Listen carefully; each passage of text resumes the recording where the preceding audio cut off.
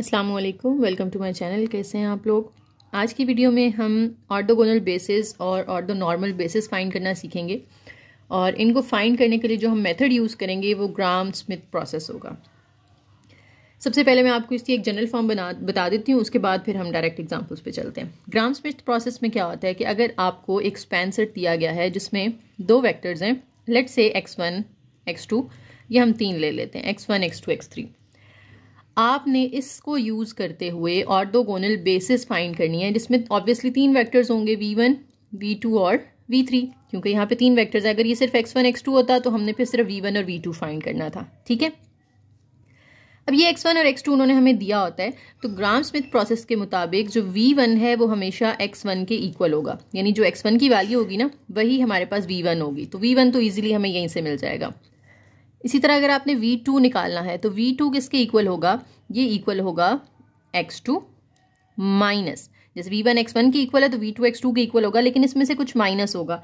क्या माइनस होगा, जैसे हम लीनियर कॉम्बिनेशन बनाते थे ना तो हम लिखते थे c1 v1, इसी तरीके से आपने यहाँ पे c1 v1 लिख लेना है, लेकिन v1 की जगह v1 के साथ ये जो c1 है इसकी जगह पे आपने जो c1 का फॉर्मूला होता था वो लिखना है। हमने c1 का फॉर्मूला होता था y dot v1 over v1 dot v1, लेकिन यहाँ y नहीं है हमारे पास, यहाँ पे x1 x2 x3 आ रहा है, तो y की जगह आपने ये वाला x2 यूज़ करना है। ठीक है, तो हम लिखेंगे यहाँ पर y की जगह x2, फिर साथ में v1, नीचे भी v1 डॉट v1 और इसके साथ भी ये वाला c1 के साथ जो v1 था ये वाला v1 मल्टीप्लाई हो जाएगा। ठीक है, तो ये फॉर्मूला होता है v2 का। इसी तरह अगर मुझे v3 निकालना है तो मैं x3 में से माइनस करूंगी, किसको, ब्रैकेट लगा लें।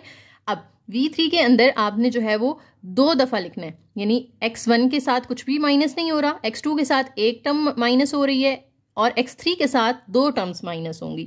अब वो दो टर्म्स कौन सी होंगी, यही फॉर्मेट जो ऊपर लिखा है हमने, बस x2 की जगह पे क्या आ जाएगा, x3 आ जाएगा। तो हम लिखेंगे x3 v1 over v1 dot v1, साथ में v1 मल्टीप्लाई होगा प्लस दोबारा से x3, लेकिन अब जहां जहां v1 आ रहा था वहां आप v2 लगा देंगे, v2 डॉट v2 और साइड पे v2, तो ये v3 का फॉर्मूला हो जाएगा। इसी तरह अगर आपने v4 का फॉर्मूला निकालना है तो उसमें यहाँ x4 आ जाएगा, इन दोनों जगह पे x4 और आगे एक और टर्म भी आएगी x4 वाली। पहली टर्म में सब v1 आएंगे, दूसरी टर्म में सब v2 आएंगे, तीसरी टर्म में सब v3 आएंगे। ठीक है, अब हो सकता है ये ब्रैकेट के साथ दिया हो कहीं पे फॉर्मूला एमसीक्यूज वगैरह में, कहीं ब्रैकेट के बगैर दिया हो, तो अगर ब्रैकेट लगी हुई है तो दरमियान में प्लस आता जाएगा, अगर ब्रैकेट नहीं लगी तो ये माइनस क्या करेगा, जब ब्रैकेट खुलेगी तो अंदर साइंस को चेंज कर देगा ना, तो यहाँ पे माइनस आ जाएगा अगर आप विदाउट ब्रैकेट लिखते हैं तो। ठीक है, अब हम अपनी एग्जांपल पे चलते हैं डायरेक्ट। देखें, आपको एक स्पैन सेट दिया हुआ है x1 x2, उसके दो वेक्टर्स हैं, कहते हैं ऑर्थोगोनल बेसिस फाइंड करें जिसके दो वेक्टर्स v1 v2 होंगे फॉर w।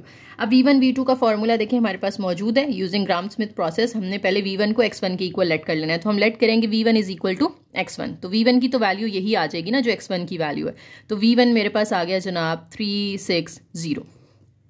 अब मुझे v2 फाइंड करना है, तो v2 का फॉर्मूला हमारे सामने लिखा हुआ है, क्या होता है, x2 में से माइनस कर देना है आपने x2 और इसके साथ v1 over v1 dot v1, side पे v1, ये वैसा ही फॉर्मेट है जैसा c की वैल्यू का होता था। ठीक है, अब देखिए यहाँ पे x2, तो x2 पहले लिख लेते हैं, फिर उसमें से हम माइनस करेंगे। x2 हमारे पास है जी 1 2 2, इसमें से माइनस करेंगे आप ये चीज़ x2 1 2 2 डॉट v1 की वैल्यू हमें क्योंकि क्वेश्चन में तो नहीं दी थी, लेकिन हमने अभी ऊपर फाइंड कर लिया ना v1 की वैल्यू, तो ये जो v1 की वैल्यू है ये आपने यहाँ पे लिख देनी है 360 और नीचे फिर से v1 डॉट v1 और साइड पे भी इसके क्या है, v1 है, तो इधर साइड पे भी आपने 360 लिख देना है।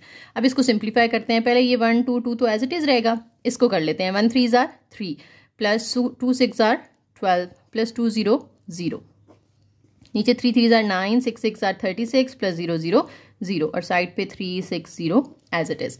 मजीद इसको सिंप्लीफाई करते हैं, 1 2 2 माइनस 3 और ये 15 हो जाएगा, इनको आप ऐड कर दें तो ये हमारे पास 45 हो जाएगा, 3 6 और 0, फिर से 1 2 2 एज इट इज, माइनस 15 और 45 की कटिंग हो रही है, 1 और ये 3 1/3 आ जाएगा, अंदर 360।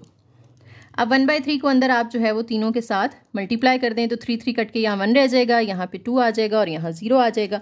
अब इन दोनों को आपने माइनस कर देना है, तो 1 में से 1 माइनस करेंगे 0, 2 में से 2 माइनस करेंगे 0, 2 माइनस 0 करेंगे तो 2। ये मेरे पास V2 आ गया है।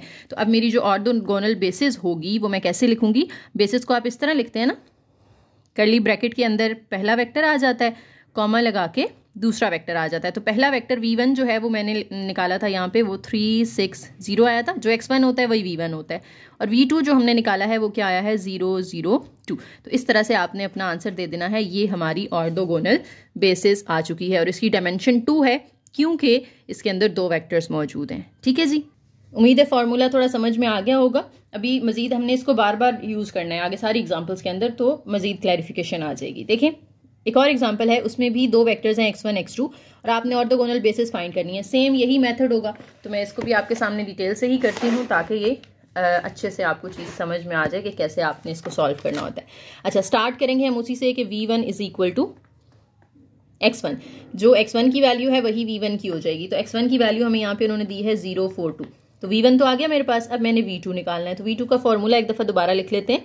x2 में से माइनस होगा क्या? x2 डॉट, क्योंकि v2 फाइंड करें तो यहाँ v1 यूज होगा, v1 over v1 dot v1, side पे भी v1 मल्टीप्लाई होगा।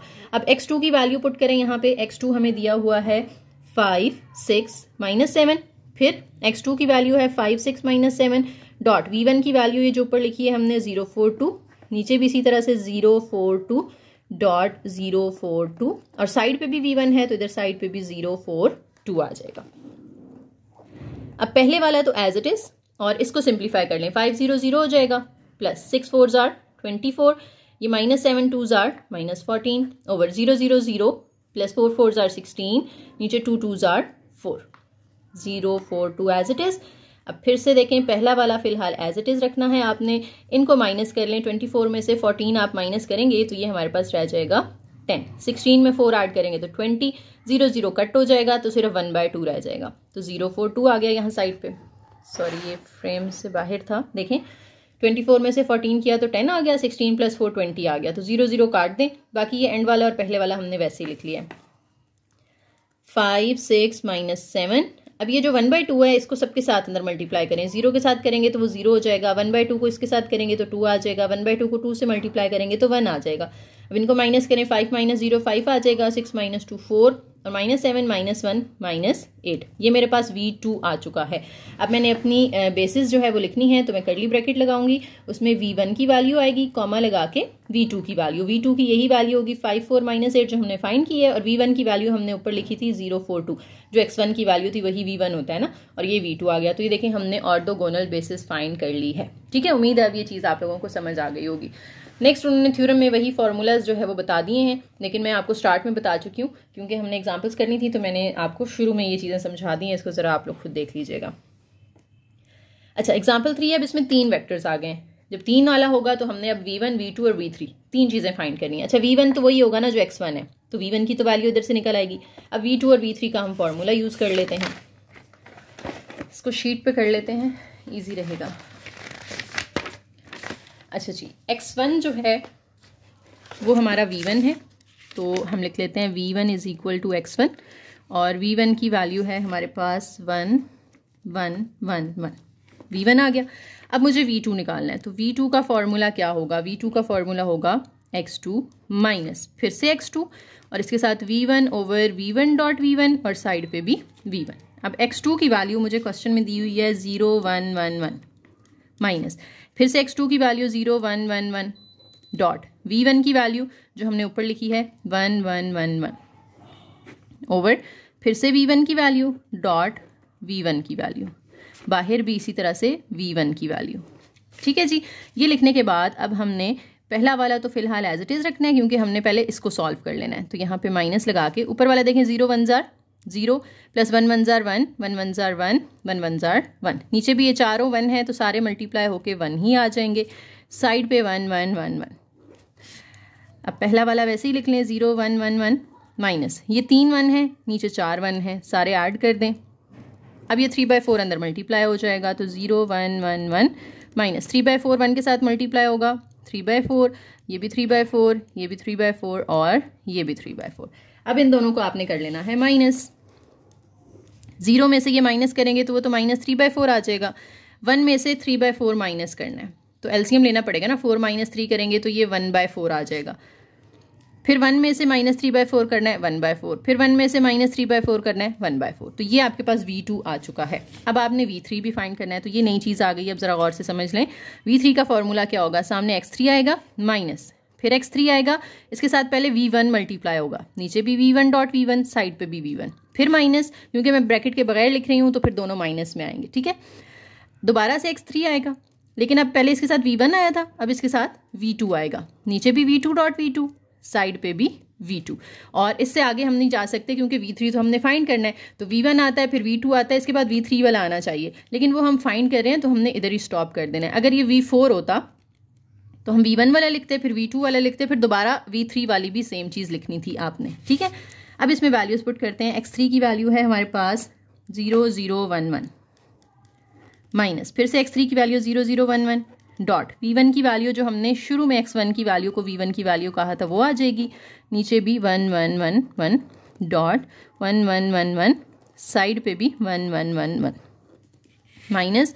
अब x3 के साथ x3 पहले लिख लेते हैं 0 0 1 1, V2 मल्टीप्लाई होना है, V2 हमने ये ऊपर निकाला था अभी, ये वाला -3/4 1/4 1/4 1/4, और ओवर के नीचे भी V2 और V2 है, तो -3/4 1/4 1/4 1/4 डॉट -3/4 1/4 1/4 एंड 1/4, साइड पे भी V2 आ जाएगा, -3/4 1/4 1/4 एंड 1/4।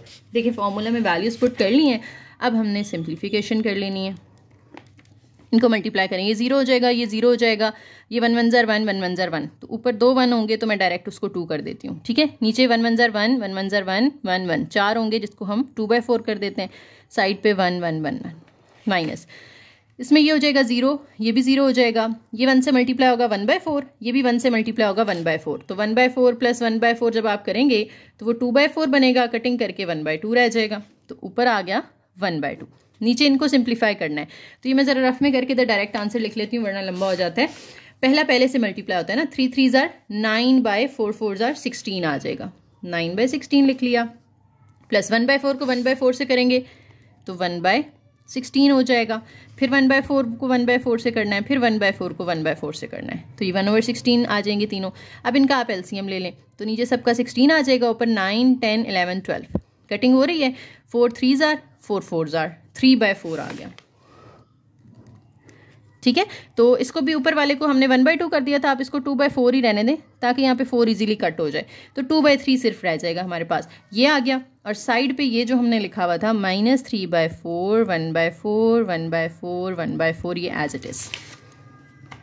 अब देखें जनाब, 0 0 1 1 माइनस, इसकी कटिंग करेंगे तो 1/2 रह जाएगा ना, तो 1/2 को 1 से मल्टीप्लाई करेंगे, फिर 1 से मल्टीप्लाई करेंगे, तीसरे 1 से और चौथे 1 से, ये चीज़ आ गई, माइनस ये 2/3 रह जाएगा, 2/3 को इधर मल्टीप्लाई करें तो 3 3 कट जाएगा, तो माइनस ये माइनस माइनस हो जाएगा अंदर, सॉरी ये माइनस ही रहेगा। अच्छा यहाँ पे है 2/3, ये चीज़ हम कर रहे हैं मल्टीप्लाई, 2/3 को इससे करेंगे 3 3 कट जाएगा, 2 और 2 की कटिंग होगी तो 1/2 रह जाएगा। 2/3 को इससे करेंगे तो 2 और 4 की कटिंग होगी तो ऊपर रह जाएगा 1 और नीचे 3 2 ज़ार 6, नीचे वाला भी 1/6, उससे नीचे वाला भी 1/6। अब इन तीनों को आपने माइनस कर लेना है, 0 माइनस 1/2 माइनस माइनस प्लस 1/2, फिर ये 0 है तो ये -1/2, इसका माइनस नहीं सॉरी मैंने लगाया, ये -1/2 और ये -1/6, उसके बाद -1/2 -1/6, फिर -1/2 -1/6। अब इसको सिंप्लीफाई कर लेते हैं, ऊपर वाले तो दोनों कट होके क्या हो जाएगा 0, इनका एलसीएम लेंगे तो ये 6 आएगा, इधर 3 आ जाएगा, -3 -1 -4/6, और -4/6 की कटिंग करेंगे तो 2/3 आ जाएगा।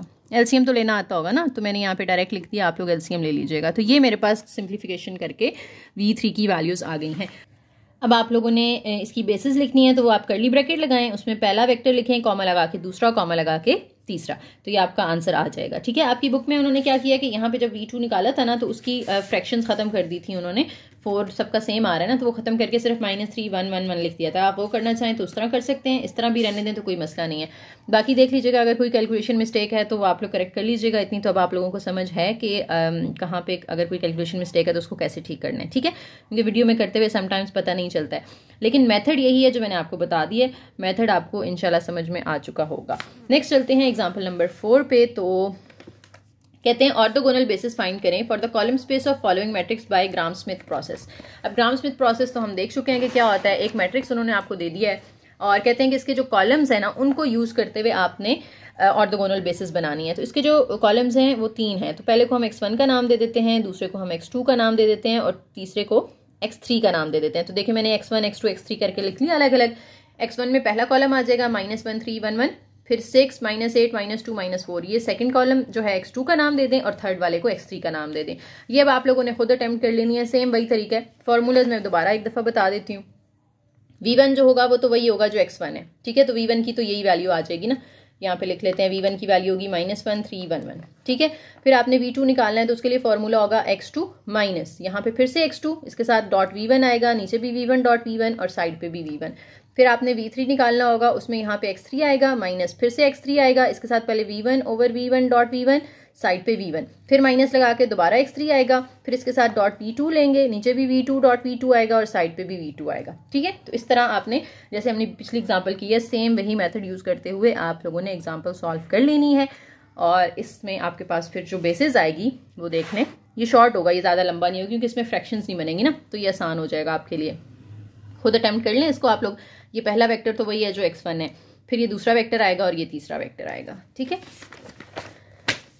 नेक्स्ट है जी फाइंड ऑर्थो नॉर्मल बेसिस। अभी तक हमने जो सीखा है वो ऑर्थोगोनल बेसिस था, अब हम जो करने जा रहे हैं वो ऑर्थो नॉर्मल है। तो ऑर्थोगोनल में जितना काम किया है वो आपने यहाँ पे रिपीट करना होता है, उसके बाद कुछ एक्स्ट्रा स्टेप्स हैं जो हमने करने हैं, तो वो ऑर्थो नॉर्मल बन जाती है। अब जो हमने पहली एग्जांपल की थी ना उसमें हमें x1 360 दिया हुआ था और x2 जो है वो हमें दिया हुआ था 122, यहाँ पे उन्होंने बाय मिस्टेक कुछ और लिख दिया, ठीक है। तो ये x1 x2 दिया हुआ था, उसमें हमने देखा था, हमने पहले v1 निकाला था, कैसे निकाला था, v1 को x1 के इक्वल रखा था, और v2 निकाला था कैसे, x1 में से माइनस करके x1 dot v1 over v1 dot v1 और साइड पे v1। तो हमारे पास 2 वेक्टर्स आए थे v1 और v2 के नाम से, जो कि 360 और 002 थे, ठीक है। फर्स्ट एग्जांपल ये जो मैंने आपको करवाई थी, देखें फर्स्ट एग्जांपल में v1 360 आया था और v2 जो हमारा आया था वो क्या आया था, 002 आया था। तो वो काम आपने पहले करना है। यहाँ पे हम ऑलरेडी कर चुके हैं एग्जांपल 1 में, इसलिए मैं दोबारा नहीं कर रही। जब आप उतना काम कर लेंगे इसके बाद आपने क्या करना है, अब यहाँ पे ये चीज़ जो है ये तो ऑर्थोगोनल बना रही थी ना, ऑर्थो नॉर्मल बनाने के लिए आपने इन दोनों के यूनिट वेक्टर फाइंड करने हैं। दोनों के यूनिट वेक्टर कैसे निकालेंगे, यूनिट वेक्टर के लिए हमने क्या फॉर्मूला पढ़ा था, v1 का यूनिट वेक्टर होगा ना u1, उसका फॉर्मूला था वेक्टर v1 ओवर v1 की नॉर्म या उसकी मैग्नीट्यूड या उसकी लेंथ, ठीक है। अब वो कैसे निकालते हैं, ऊपर v1 आएगा, v1 है 360, नीचे उसकी नॉर्म आ जाएगी। नॉर्म हम कैसे निकालते थे, अंडर रूट के अंदर 3 का स्क्वायर प्लस 6 का स्क्वायर प्लस 0 का स्क्वायर। तो ये हमारे पास ऊपर तो 360 ही रहेगा और नीचे जो है 3 का स्क्वायर 9 हो जाएगा, 6 का स्क्वायर 36 हो जाएगा, 6 इनको ऐड करेंगे तो 45 आ जाएगा। तो 360 के साथ इस तरह डिवाइड हो रहा है अंडर रूट 45। अब इस 45 को आपने सबके साथ बारी बारी अलग अलग कर देना है। 3 के साथ अंडर रूट 45 नीचे अलग डिवाइड हो जाएगा, फिर 6 ओवर अंडर रूट 45 और फिर 0 ओवर अंडर रूट 45 करेंगे तो वो तो 0 होगा ना। तो ये हमारा u1 आ चुका है, ठीक है। आप चाहें तो इस 45 को आप लिख सकते हैं ना, 45 हमने पढ़ा था 3 अंडर रूट 5 के इक्वल होता है। तो अगर आप इसको 3 अंडर रूट 5 लिखते हैं तो वो 3 कट जाएगा और यहाँ पे भी 3 और 6 की कटिंग हो जाएगी। तो कटिंग करने के बाद मजीद जो सिंप्लीफाइड आंसर बनेगा वो 1 over under root 5, 2 over under root 5 और 0 बनेगा, ठीक है। तो ये भी ठीक है, कटिंग कर लें तो भी ठीक है। अच्छा, ये u1 आ गया। इसी तरीके से अब आपने u2 निकालना है। u2 क्या होगा, v2 का यूनिट वेक्टर होगा, तो v2 आएगा ऊपर और नीचे इसकी नॉर्म आ जाएगी। 0 का स्क्वायर 0 का स्क्वायर फिर 2 का स्क्वायर, तो 2 का स्क्वायर 4 हो जाएगा, 4 का अंडर रूट लेंगे तो 2 आ जाएगा। अब 2 को सबके साथ आपने अलग अलग कर लेना है, 0 के साथ 2 अलग कर लेना है, 0 के साथ 2 अलग कर लेना है, तो वो तो 0 0 रहेंगे। 2 के साथ 2 डिवाइड करेंगे तो 1 बन जाएगा। तो u2 जो होगा वो मेरे पास 0 0 1 आ गया। तो ऑर्थो नॉर्मल बेसिस लिखने के लिए अब मैं इस तरह से कर्ली ब्रैकेट लगाऊंगी, उसके अंदर पहला यूनिट वेक्टर कॉमा दूसरा यूनिट वेक्टर। पहला यूनिट वेक्टर आया था 1 over under root 5, 2 over under root 5 and 0। दूसरा यूनिट वेक्टर आया था 0 0 1। तो ये मेरी जो बेसिस अब बनी है ना, ये ऑर्थो नॉर्मल बेसिस है, ठीक है। तो दोनों में फ़र्क समझ आ गया।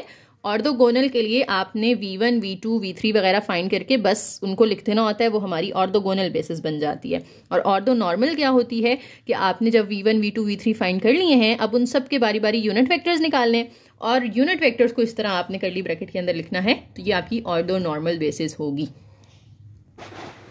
नेक्स्ट आप लोगों ने खुद कर लेनी है एग्जाम्पल नंबर 6। इसमें भी ऑर्थो नॉर्मल बेसिस निकालनी है। x1 भी दिया हुआ है, x2 भी दिया हुआ है। पहले आप v1 निकालोगे, फिर आप v2 निकालोगे।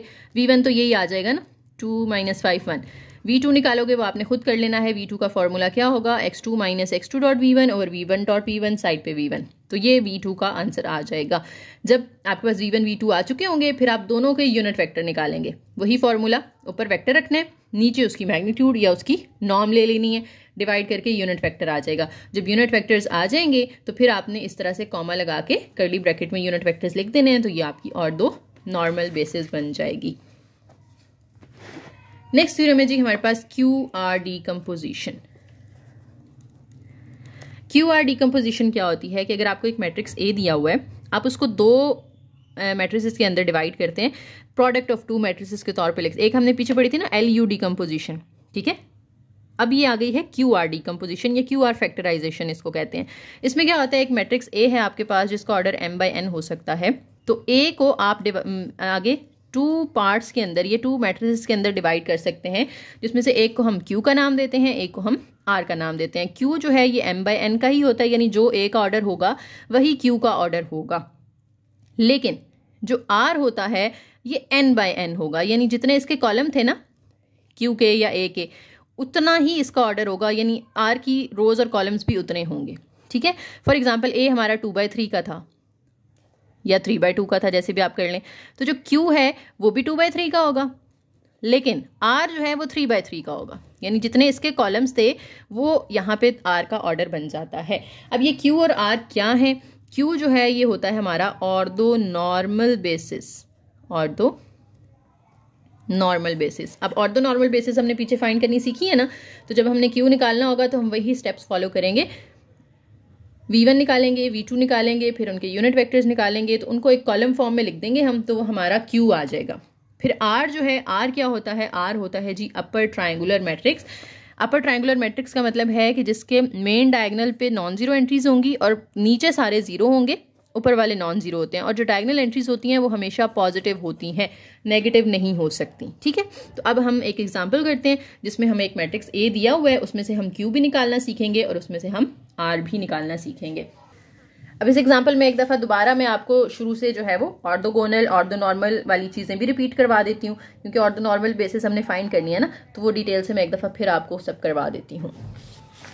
देखें जी, A जो हमें दिया हुआ है वो आप इधर से देख लें, इसके अंदर 3 हमारे पास कॉलम्स आ रहे हैं, तो पहले वाले को हम x1 कह देते हैं, दूसरे को x2 कह देते हैं, तीसरे को x3 कह देते हैं। तो हम यहाँ पे x1 लिख लेते हैं।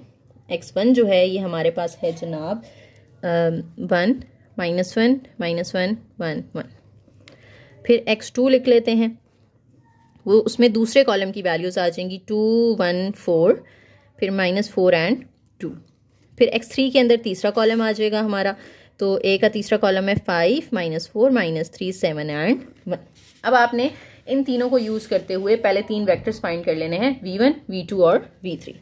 तो V1 जो है वो तो x1 ही होगा ना, तो V1 तो डायरेक्ट आ गया हमारे पास, यही वाला V1 होता है। अब V2 निकालना है, तो पहले फॉर्मूला लिखते हैं, x2 minus x2 dot V1 over V1 dot V1 side पे V1। अब इधर पहले आप x2 की वैल्यू पुट कर दें। x2 ये है जो हमने सेकंड कॉलम के एलिमेंट्स लिखे हैं, 2 1 4 -4 2 माइनस, फिर x2 है 2 1 4 -4 2 डॉट V1 आ जाएगा जो हमने अभी ऊपर निकाला है, V1 है 1 -1 -1 1 1 ओवर, फिर से V1 है 1 -1 -1 1 1 डॉट, फिर से V1 है और इसके साइड पे भी V1 आ रहा है, 1 -1 -1 1 1। ओके, पहला 2 1 4 -4 2 तो एज इट इज आएगा, इसको कर लेते हैं simplify. 2 1s are 2, 1 1s are 1, ये माइनस आ जाएगा दरमियान में, फिर 4 1s are ये भी -4, फिर -4 1s are ये भी -4, फिर 2 1s are ये +2 आ जाएगा। नीचे आ जाएं तो 1 1s are 1, -1 -1s are +1, फिर इनको भी करेंगे तो +1, फिर +1 और +1। 1 2 3 4 5 5 आ जाएंगे, ठीक है। साइड पे 1 -1 -1 1 1, ये एज इट इज। अब पहले वाला 2 1 4 -4 2 माइनस, अब यहाँ पे देखें तो 2 + 2 4 होगा, 4 में से ये 4 काटेंगे तो ये तो कैंसिल हो गए, ऊपर आ जाएगा ये -5 जो कि इस माइनस के साथ क्या हो जाएगा +5, नीचे 1 2 3 4 5 हैं, 1 -1 -1 1 1। अब ये 5 5 कट जाएगा तो यहाँ पे तो बाहर कुछ नहीं बचा, 1 रहेगा ना, तो 1 जब अंदर जाएगा तो सेम चीज़ ही आ जाएगी। बस अब इन दोनों को आपने प्लस कर देना है, तो 2 में ये 1 प्लस करेंगे 3, 1 में ये -1 तो 0 हो जाएगा, फिर 4 -1 करेंगे 3 आ जाएगा, -4 + 1 करेंगे -3 आ जाएगा, 2 + 1 करेंगे तो 3 आ जाएगा। ये मेरे पास V1 आ चुका है, ठीक है। अब इसी तरीके से यहाँ मैं जगह छोड़ रही हूँ, इधर हम इसकी फिर मैग्नीट्यूड कर लेंगे। इसी तरीके से हम अब V2 निकाल लेते हैं, सॉरी V3, ये V2 आया है, हमने अब V3 निकालना है। तो V3 का फॉर्मूला लिखते हैं पहले, x3 minus x3 dot V1 over V1 dot V1 into V1, फिर माइनस दोबारा x3, अब इसके साथ V2 over V2 dot V2, side पे V2 आ जाएगा। क्योंकि मैंने ब्रैकेट नहीं लगाई इसलिए दरम्यान में माइनस लगाया, अगर ब्रैकेट लगाते हैं तो फिर प्लस लगाएंगे आप। यहाँ x3 की वैल्यू पुट करेंगे, x3 हमने क्वेश्चन में लिखा है -4 -3 7 एंड 1, ओके। उसके बाद माइनस दोबारा से x3 आ जाएगा, 5 -4 -3 7 1 डॉट V1 आ जाएगा, V1 था हमारे पास 1 -1 -1 1 1 ओवर, फिर से V1 डॉट V1 है 1 -1 -1 1 1 डॉट 1 -1 -1 1 1, और इधर V1 की वैल्यू 1 -1 -1 1 1, ओके। माइनस x3 की वैल्यू, दोबारा x3 की वैल्यू हम फिर लिख लेते हैं 5 -4 -3 7 1, फिर इसके साथ V2 आ जाएगा। V2 हमने इधर निकाला था ना ये वाला, तो ये था 3 0 3 -3 3, और ओवर के नीचे भी 3 0 3 -3 3 डॉट 3 0 3 -3 3, और इसके साइड पे भी 3 0 3 -3 3। अब ये पहले वाला हमने लिख लिया है, इसको हम सिंप्लीफाई कर लेते हैं। 5 1 जार, ये रफ में कर लेते हैं ताकि इधर हम डायरेक्ट फिर आंसर ही लिख लें।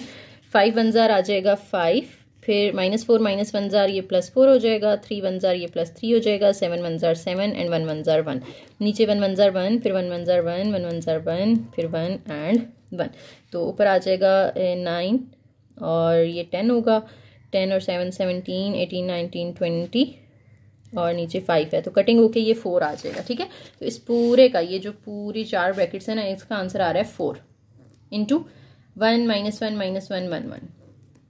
अब इन चारों का भी निकाल लेते हैं, तो ये भी रफ में पहले कर लेते हैं। 5 3 जार, इस तरह देखें 5 3 जार 15 आ जाएगा, 4 0 0 हो जाएगा, 3 3 जार ये -9 आ जाएगा, फिर 7 3 जार -21 होगा एंड 3 1 जार 3, नीचे आ जाए 3 3 जार 9 0, फिर 3 3 jar 9 3 3 jar 9 and 3 3 jar 9।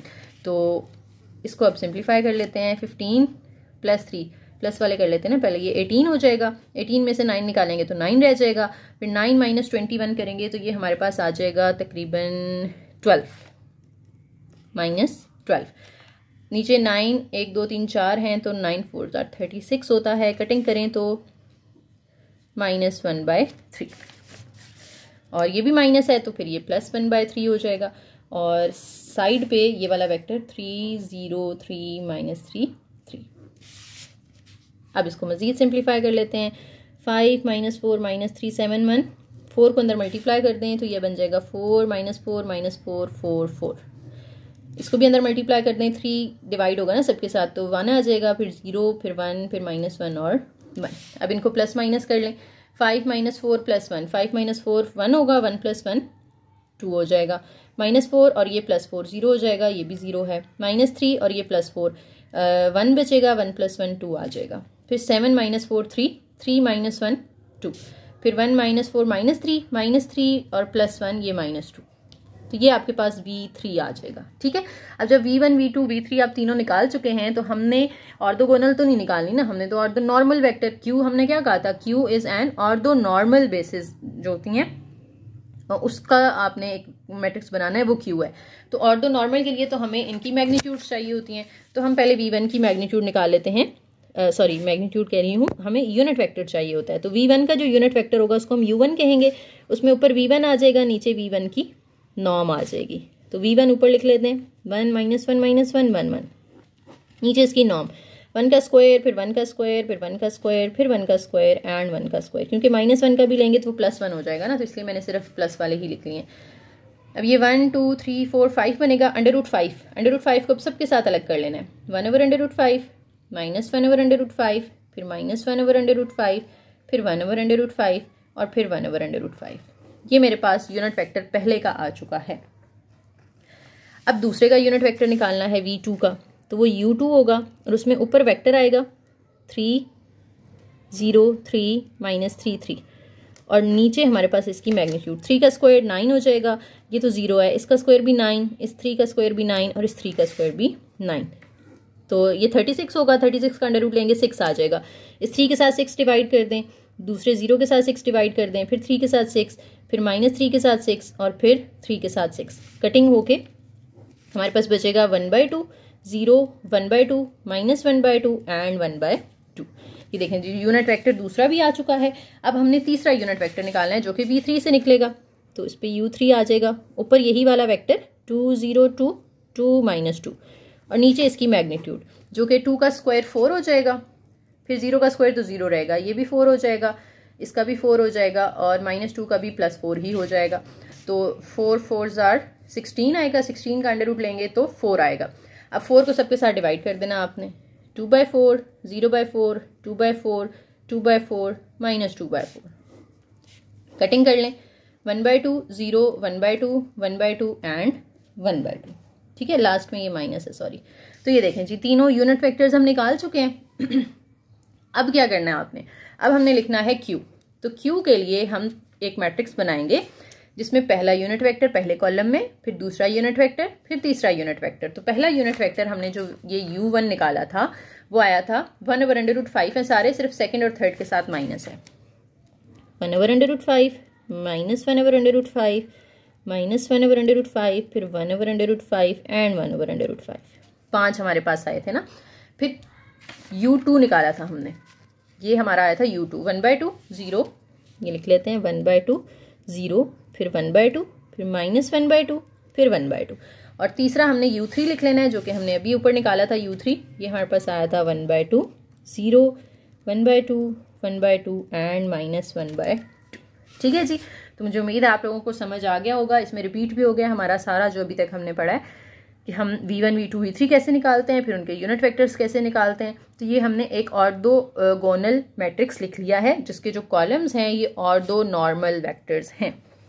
Okay, Q तो आ गया जनाब हमारे पास। अब हमने निकालना है R, क्योंकि हमने कहा था कि A = QR की फॉर्म में लिखा जाता है ना। तो अब अगर मेरे पास A भी है जो क्वेश्चन में दिया हुआ था, Q हमने खुद फाइंड कर लिया है, तो R हम फाइंड कर सकते हैं ना। कैसे? Q को उधर शिफ्ट कर दें, यहाँ Q R से पहले आ रहा है, इधर भी A से पहले आएगा। जब Q उधर जाता है तो इन्वर्स हो जाता है ना, तो Q इन्वर्स A। अब हमें लंबा काम करना पड़ेगा इन्वर्स फाइंड करने के लिए, इतना बड़ा मैट्रिक्स है, इसका इन्वर्स फाइंड करें तो काफ़ी मुश्किल काम है। लेकिन एक फ़ायदा है यहाँ पर इसके ऑर्थोगोनल होने का, कि जब Q जो है, क्योंकि ये ऑर्थोगोनल होता है, तो ऑर्थोगोनल मैट्रिसेस में जो इन्वर्स होता है ना वो ट्रांसपोज के इक्वल होता है। तो यहाँ से हम ट्रांसपोज वाली चीज़ यूज कर लेंगे, उससे हमारा काम आसान हो जाएगा। ठीक है, आपने बता देना है कि जो Q इन्वर्स है उसको हम Q ट्रांसपोज से रिप्लेस कर रहे हैं, इन्वर्स की बजाय हम ट्रांसपोज फाइंड कर लेंगे। क्यों? क्योंकि Q ऑर्थोगोनल है और in the case of orthogonal matrices the inverse is always equal to the transpose. ठीक है, तो इन्वर्स की बजाय अब मैं यहाँ पे Q ट्रांसपोज को A से मल्टीप्लाई करूंगी तो मेरे पास R आ जाएगा। ट्रांसपोज तो आसान है ना फाइंड करना। अब हम ये काम कर लेते हैं, हम लिखते हैं R = Q transpose into A। तो जो मेरे पास Q है इसका ट्रांसपोज ले लें। देखिए ये Q है मेरे पास, ट्रांसपोज का मतलब है इसका जो पहला कॉलम है उसको पहली रो बना दो। 1/√5 1/√5 1/√5 1/√5 एंड 1/√5। इसमें सेकंड और थर्ड माइनस के हैं, बाकी सारे पॉजिटिव हैं। फिर जो दूसरा कॉलम है उसको दूसरी रो बना दें। 1/2 0 1/2 -1/2 एंड 1/2। थर्ड जो रो है वो थर्ड कॉलम से बनेगी, 0, 1/2, 1/2 एंड -1/2। क्यू ट्रांसपोज आ गया। इसके साथ ए को मल्टीप्लाई करना है। ए हमें क्वेश्चन के अंदर दिया हुआ था तो वो हम लिख लेते हैं। ए था जनाब -1 -1 -1 -1 1 फिर था 2 1 4 -4 2 और फिर 5 -4 -3 7 एंड 1। अब यहाँ पे मल्टीप्लिकेशन है सिंपल, वही जो आप लोगों ने नॉर्मल मल्टीप्लिकेशन पढ़ी हुई है मैट्रिसेस की। फर्स्ट रो को फर्स्ट कॉलम से करना होता है हमने। देखें ये फर्स्ट रो है, इसको हमने फर्स्ट कॉलम से मल्टीप्लाई कर देना है। तो फर्स्ट रो को फर्स्ट कॉलम से करेंगे तो हमारा ये 1 से मल्टीप्लाई होकर 1/√5 आ जाएगा। फिर ये -1 से मल्टीप्लाई होगा तो माइनस माइनस प्लस 1/√5 आ जाएगा। फिर ये -1 से होगा तो ये भी प्लस 1/√5 आ जाएगा। ये 1 से होगा तो 1/√5 और फिर 1/√5। फर्स्ट रो को फर्स्ट कॉलम से कर लिया। अब फर्स्ट रो को सेकंड कॉलम से करना है। 1/√5 को 2 से करेंगे 2/√5। फिर ये आ जाएगा -1/√5। फिर 4 को उससे करेंगे तो -4/√5। फिर -4/√5 और फिर 2/√5। अब फर्स्ट रो को थर्ड कॉलम से करना है। 1/√5 को 5 से करेंगे 5/√5। फिर प्लस 4/√5। फिर प्लस 3/√5। फिर प्लस 7/√5 और फिर प्लस 1/√5। ये हमने फर्स्ट रो को तीनों कॉलम से कर लिया। अब सेकंड रो को बारी बारी तीनों कॉलम्स के साथ करना है। सेकंड रो को फर्स्ट कॉलम से करेंगे तो ये आ जाएगा यहाँ पे 1/2 प्लस, फिर ये 0 हो जाएगा, फिर -1/2, फिर -1/2, फिर प्लस 1/2। इसको अब आपने सेकंड रो को सेकंड कॉलम से करना है तो ये बनेगा जी 2/2 और ये तो 0 हो जाएगा। फिर 1/2 को 4 से करना है तो 4/2 आ जाएगा। कटिंग बाद में कर लेते हैं। फिर -1/2 को -4 से करना है तो ये प्लस 4/2 आ जाएगा। फिर 1/2 को इससे करना है हमने 1/2 को 2 से तो ये 2/2 आ जाएगा। उसके बाद इसको थर्ड कॉलम से करना है। 1/2 को 5 से 5/2 प्लस ये 0 हो जाएगा। फिर ये -3/2 आ जाएगा। फिर -7/2 आ जाएगा और फिर प्लस 1/2 आ जाएगा। फिर इसी तरीके से लास्ट रो को तीनों कॉलम्स के साथ 1/2 को, फिर ये 0 हो जाएगा, फिर ये -1/2 आएगा, फिर प्लस 1/2 आएगा, फिर -1/2 आएगा। इसको सेकंड से करेंगे तो ये बनेगा जनाब 2/2, ये 0 हो जाएगा, फिर ये 4/2 आ जाएगा, फिर -4/2 आ जाएगा, फिर -2/2 आ जाएगा।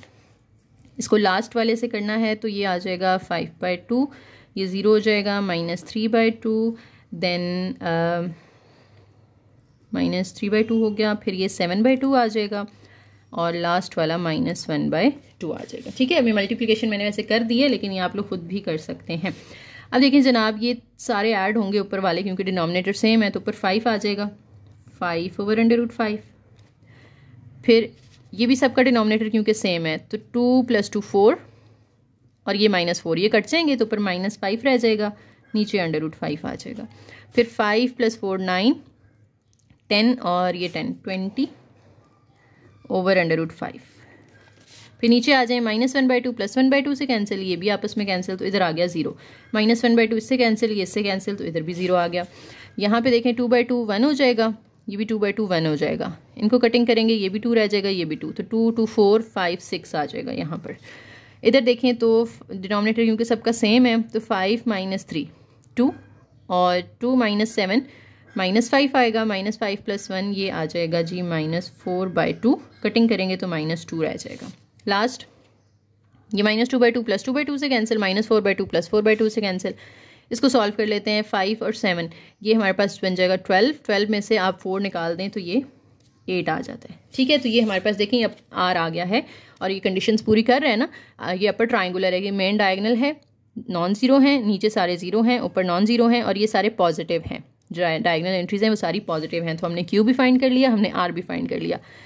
अगर आप चेक करना चाहते हैं कि आपका आंसर ठीक है या नहीं तो आप ये चीज़ चेक कर सकते हैं कि Q की वैल्यू जो आपने निकाली थी और ये जो हमने R की वैल्यू निकाली है, दोनों को मल्टीप्लाई करें, आप देखेंगे आपका आंसर वही आएगा जो क्वेश्चन में A की वैल्यू दी हुई थी। ठीक है, तो चेक करना चाहें तो आप लोग कर सकते हैं, वरना काफ़ी लंबा हो गया काम तो इतना भी काफ़ी है। ठीक है, उम्मीद है चीज़ समझ आ गई होगी आपको। अच्छा, अब ये एंड वाले 2-3 टॉपिक हैं, खुद देख लीजिएगा, ये वही हैं जो पिछले लेक्चर के एंड पे थे। सेम वही चीज़ है, और ऑर्थोगोनल डीकम्पोजिशन थ्योरम भी वही है जो मैं आपको ऑलरेडी करवा चुकी हूँ, वाई हैट वाली चीज़, और बेस्ट अप्रॉक्सीमेशन थ्योरम भी हमने लास्ट लेक्चर में किया था, तो यहाँ पर अब मैं ये रिपीट नहीं करी। क्लोजेस्ट पॉइंट वाली चीज़ हम ऑलरेडी लास्ट लेक्चर में 40 में करके आए हैं। ठीक है जी, तो ये 2-3 चीज़ें रिपीट हो रही हैं। ये आपने अगर 40 वाला लेक्चर सुना है तो फिर यहाँ पे स्किप कर दें, इसको पढ़ने की ज़रूरत नहीं है। ठीक है जी, तो 3-4 चीज़ें हमने इसमें सीखी हैं। एक हमने देखा कि ऑर्थोगोनल बेसिस कैसे फाइंड करते हैं, फिर हमने कहा कि ऑर्थोनॉर्मल बेसिस कैसे फाइंड करते हैं, ग्राम स्मिथ प्रोसेस हमने देखा कि इसको कैसे यूज़ करते हैं हम ऑर्थोगोनल ऑर्थोनॉर्मल बेसिस फाइंड करने के लिए, और हमने सीखा कि QR फैक्टराइजेशन कैसे की जाती है। ठीक है जी, उम्मीद है आप लोगों को सब चीज़ें क्लियर हो गई होंगी। वीडियो पसंद आई हो तो लाइक करें, शेयर करें, चैनल को सब्सक्राइब कीजिएगा और एक प्यारा सा कमेंट करके जाइएगा। थैंक यू, अल्लाह हाफिज़।